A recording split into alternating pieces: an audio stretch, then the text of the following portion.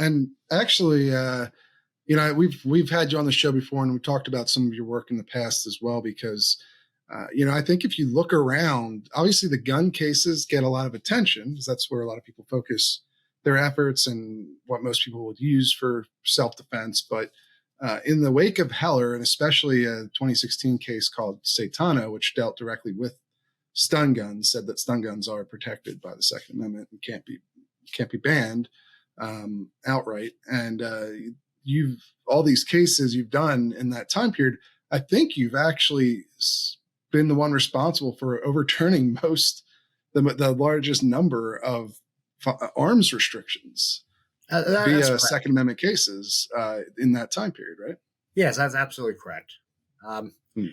And we're talking about like on the ground, actual legal victories and changes to law from the Heller decision, from the Supreme Court's Second Amendment jurisprudence. I think I'm pretty sure you've been the person who's delivered most of those real world victories. And specifically today, we're talking about a change in law that is really interesting for a number of reasons. But one of them is that it seems to come in large part from a case that you litigated in Hawaii against their butterfly knife ban, where you secured a victory at the federal court district level.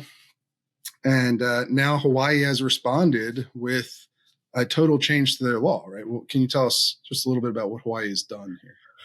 So in Hawaii, up until Monday, there was a law in effect, HRS 134-51, that banned the carry of all dangerous and deadly weapons. They enumerated out a few weapons that were dangerous and deadly. And then they had a catch-all that said, and any other dangerous and deadly weapon.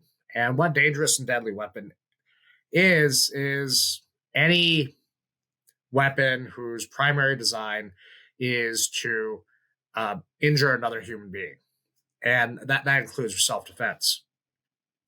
So in addition, a Hawaii law banned the possession of switchblades and butterfly knives.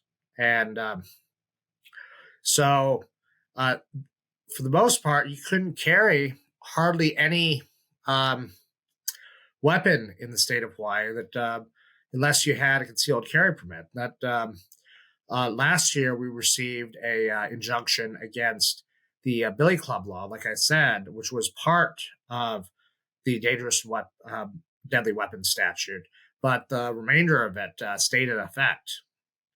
So on Monday, the governor of Hawaii, Josh Green, passed a bill that said that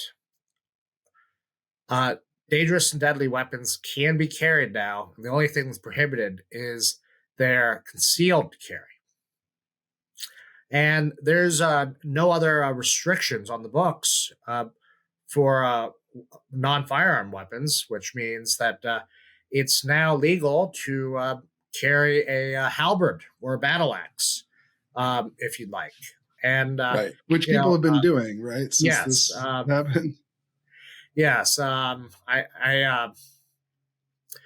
don't know if it'll be possible for you to put up any of the photos I've sent you, but I've one of my clients, my client for my Hawaii taser case, which we won a couple years earlier,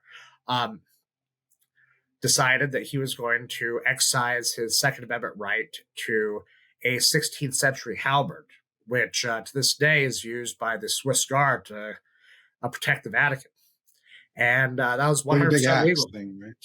Yeah, absolutely. Yeah. In addition, he had a 18-inch Viking axe. And to put this in perspective, a halberd is about 6 feet long. And he was questioned by a few police officers about it, but he kept a copy of the law in his pocket, and he informed law enforcement that everything he was doing was in compliance to the law, and away he went. Recently, to that end, this came as a little bit of a surprise. This law, right? It wasn't something where like the Second Amendment activists in Hawaii were asking for halberts to be part of this open carry law. This was something where the expansive nature of it came as a little bit of a surprise to people, right? Yes, and I was surprised. So were my colleagues. I honestly just think they were just sick of being sued. I mean, that's just bottom line.